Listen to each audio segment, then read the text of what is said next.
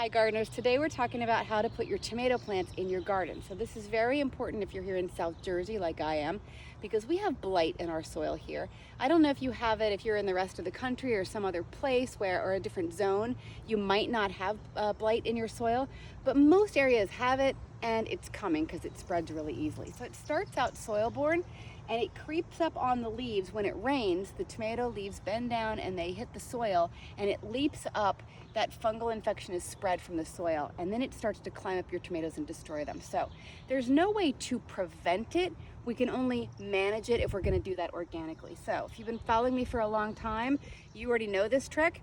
Cardboard down on the soil first, then cedar mulch on top. I use cedar mulch because there's no chemicals in it and it smells good and it actually deters pests a little bit.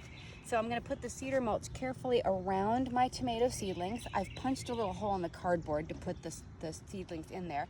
I've cut off any lower leaves on the tomatoes, and as these grow up, I'll continue to put a little fresh mulch here and there.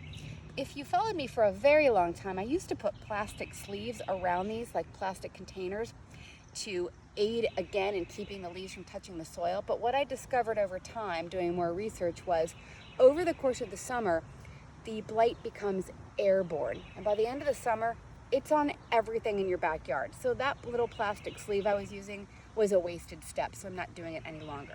So when you transplant your seedlings, cut off lower stems, put cardboard down over the soil, put the cedar mulch around them in a good 2 to 3 inches, and then make sure you have a trellis ready to go because these are going to start to take off. You're going to come out before you know it, and they're going to need to be staked to something that's standing upright.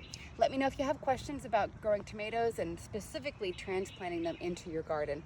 I'm Tony Farmer, and this is my garden.